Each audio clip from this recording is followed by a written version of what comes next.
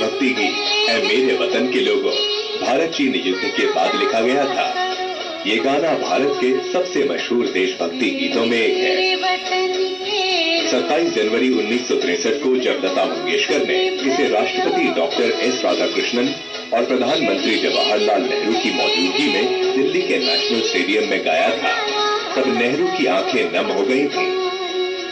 उस वक्त नेहरू ने कहा था कि हर सच्चा भारतीय इस गीत से प्रभावित होगा।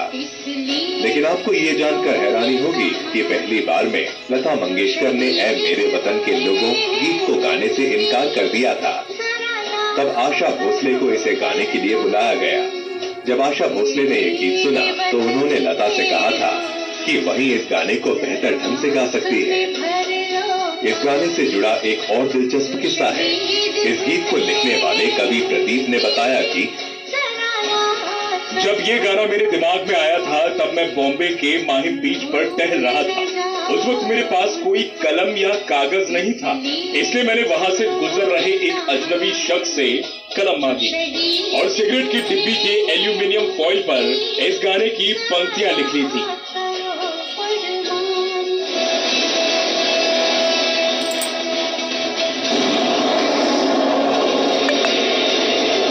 1962 में भारत चीन युद्ध के दौरान आरएसएस यानी राष्ट्रीय स्वयंसेवक संघ के द्वारा सीमा पर किए गए कार्यों से पंडित जवाहरलाल नेहरू काफी प्रभावित थे।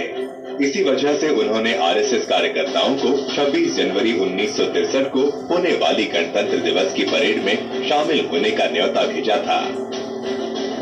1963 में पंडित नेहरू ने कई सामाजिक संगठनों को गणतंत्र दिवस समारोह में शामिल होने के लिए आमंत्रित किया था, लेकिन चीन के हाथों हार से नाराज कई संगठनों ने नेहरू का न्योता ठुकरा दिया और गणतंत्र दिवस परेड में हिस्सा नहीं लिया। गणतंत्र दिवस परेड से 2 हफ्ते पहले नेहरू ने आरएसएस को भी न्योता भेजा था, जिसके बाद आरएसएस के करीब 3000 कार्यकर्ता गणतंत्र दिवस की परेड में शामिल हुए थे।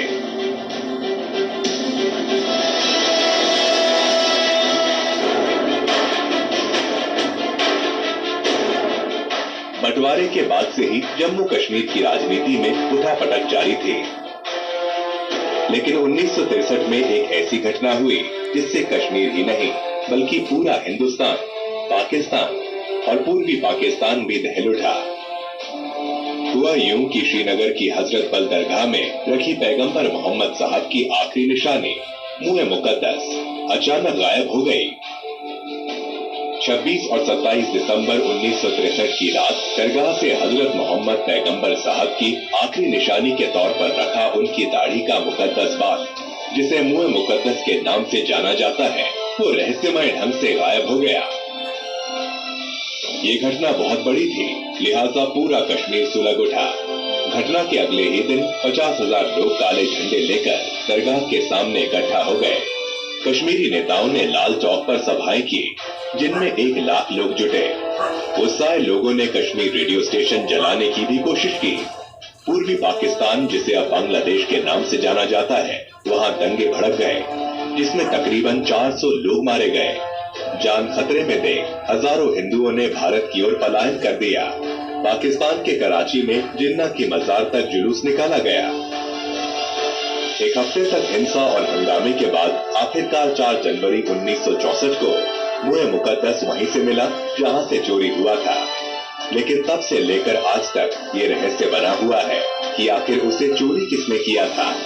सरकार ने भी कभी मुए मुकद्दस के चोरों के नाम जाहिर नहीं किए।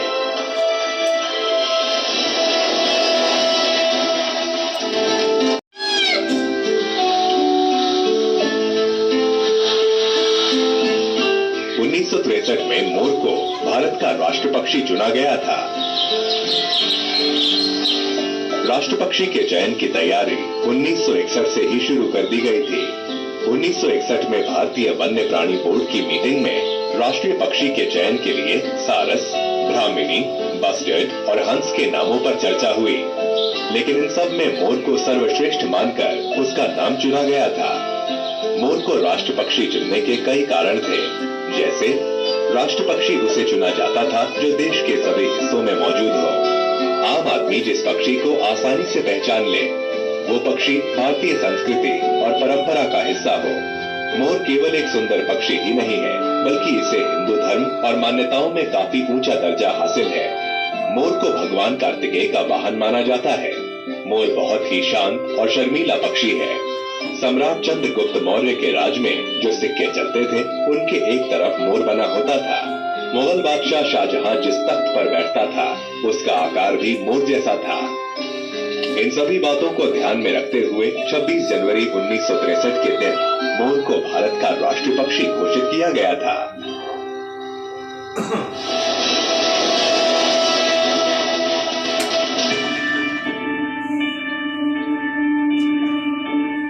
उन्नीस में पश्चिम बंगाल में एक ऐसा प्लेग फैला था जिसने किसानों को तंगी के अंधकार में धकेल दिया था।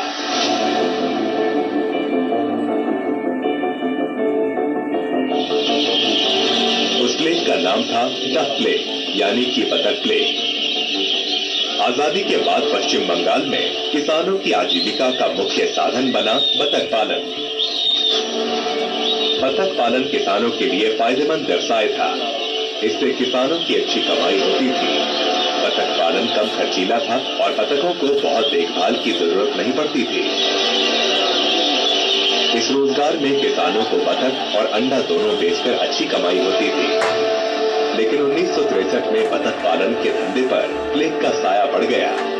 बतखों में फैले इस प्लेग को डक प्लेग के नाम से जानते हैं। इस बीमारी की वजह से एक ही दिन में हजारों बतखों की मौत हो रही थी। पश्चिम बंगाल में 1963 में फैले डक प्लेग की वजह से लाखों बतखों की जान चली गई थी।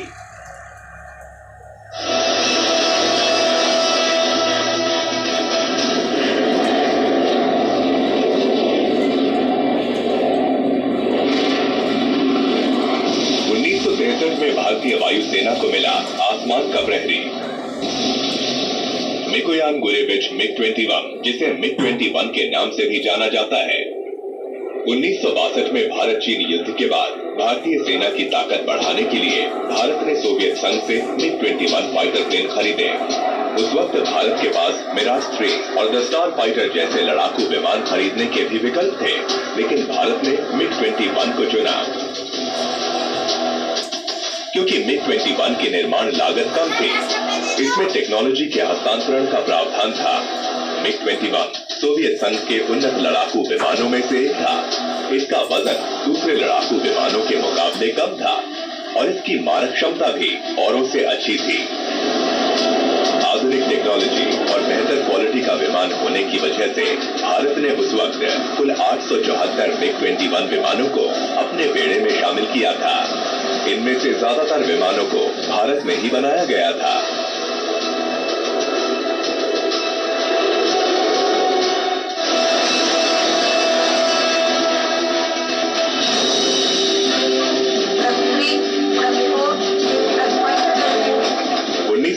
में भारत ने अपना पहला रॉकेट लॉन्च किया था।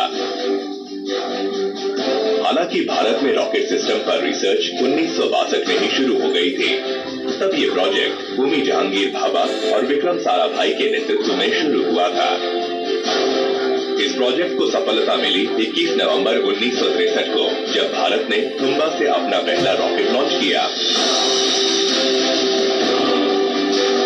आपको जानकर हैरानी होगी कि भारत ने पहले रॉकेट को लॉन्च करने के लिए नारियल के पेड़ों से लॉन्च पैड तैयार किया था। उस समय तिरुवनंतपुरम के सेंट मैरीज चर्च को मुख्य कार्यालय बनाया गया था और वैज्ञानिकों की प्रयोगशाला के तौर पर बिशप हाउस का इस्तेमाल किया गया था। उस समय अनुसंधान के क्षेत्र में ना तो ज्यादा साधन होते थे और ना ही ज्यादा सुविधाएं मिलती थी।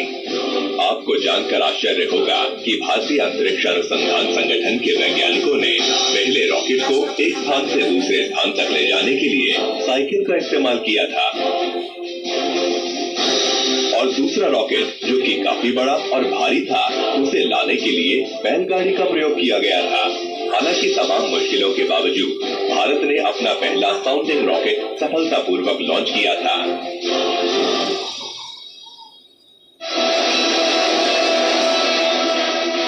फिल्मों का सुनहरा पर्दा भी फीका पड़ गया। 1963 में जब सिनेमा बदलाव के दौर से गुजर रहा था, उसी दौर में जन्म हुआ अम्मा येंगर अय्यप्पन यानी श्रीदेवी का। महज 4 साल की उम्र से ही श्रीदेवी ने फिल्मों में काम करना शुरू कर दिया था। हिंदी फिल्मों में आने से पहले श्रीदेवी तमिल, तेलुगु, कन्नड़ और मलयालम फिल्मों में काम कर चुकी थी। 4 दशकों तक सिल्वर स्क्रीन पर अपने सौंदर्य और अदाकारी की चांदनी बिखेरने वाली श्रीदेवी ने हिंदी फिल्मों में लीडिंग हीरोइन के तौर पर फिल्म 16वां सावन से शुरुआत की थी। लेकिन एक अदाकारा के तौर पर श्रीदेवी को बड़ी पहचान दिलाई फिल्म सदमा ने। और उसके बाद तो श्रीदेवी के करियर ने वो रफ्तार पकड़ी कि उन्होंने कभी पीछे मुड़कर नहीं देखा। श्रीदेवी ने खुदा गवाह, मिस्टर इंडिया, चांदनी, हिम्मत वाला, तोहफा, नगीना, औलाद, हीर रांझा, रूप की रानी, चोरों का राजा, लाडला और इंग्लिश विंग्लिश जैसी यादगार फिल्में दी। श्रीदेवी 50 वर्षों तक अभिनय की दुनिया में सक्रिय रही और इस दौरान उन्होंने करीब 300 फिल्मों में काम किया। 24 फरवरी 2018 में श्रीदेवी का दुबई में निधन हो गया।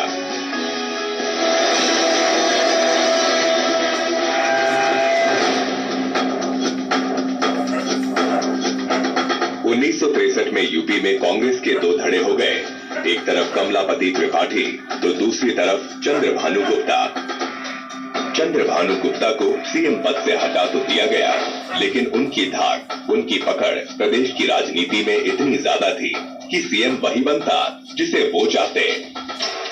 ऐसे में कांग्रेस को एक ऐसे चेहरे की तलाश थी जिस पर सहमति बनाई जा सके, क्योंकि चंद्रभानु गुप्ता ये नहीं चाहते थे कि यूपी का अगला मुख्यमंत्री कमलापति त्रिपाठी गुट का हो। वॉशिंगटन यूनिवर्सिटी के प्रोफेसर पॉल रिचर्ड ब्रास ने अपनी किताब एन इंडियन पॉलिटिकल लाइफ, चरण Singh and Congress politics 1937 to 1961 में लिखा है कि आचार्य कृपलानी को दिल का दौरा पड़ा और वो अस्पताल में थे। उनकी पत्नी सुचेता कृपलानी भी उनके साथ थी। चंद्रभानु गुप्ता अस्पताल में उन्हें देखने गए थे। चंद्रभानु गुप्ता की परेशानी देख आचार्य कृपलानी ने सुचेता की ओर इशारा किया और कहा कि आप मेरी पत्नी को पार्टी का नेता चुनकर सीएम बनवाइए। चंद्रभानु गुप्ता भी जानते थे कि जवाहरलाल नेहरू और इंदिरा गांधी सहित दिल्ली में कांग्रेस के बड़े नेताओं को जवाब देने का इससे अच्छा विकल्प नहीं मिल सकता। चंद्रभानु को आचार्य कृपलानी की सलाह इसलिए भी अच्छी लगी क्योंकि सुचेता किसी गुट में शामिल नहीं थी और कांग्रेस भी उन्हें एक सुरक्षित विकल्प के रूप में देखती थी। इसके बाद सुचेता कृपलानी देश के सबसे बड़े राज्य उत्तर प्रदेश की मुख्यमंत्री बनी और 1963 से 1967 तक पद पर बनी रही।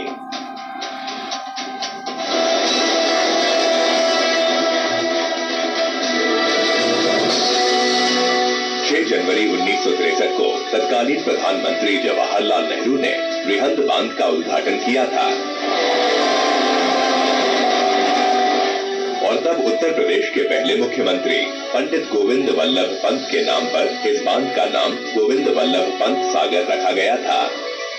रिहंद बांध सोनभद्र में पिपरी के पहाड़ों के बीच रिहंद नदी पर बनाया गया है। इसका जलाशय 30 किलोमीटर लंबा व 15 किलोमीटर चौड़ा है। रिहंद बांध का निर्माण बिजली बनाने के लिए किया गया। इस बांध का जल ग्रहण क्षेत्र उत्तर प्रदेश, मध्य प्रदेश और छत्तीसगढ़ में फैला हुआ है। बांध बनाने के लिए आसपास के गांवों से 1 लाख लोगों को हटाकर दूसरी जगह बसाया गया।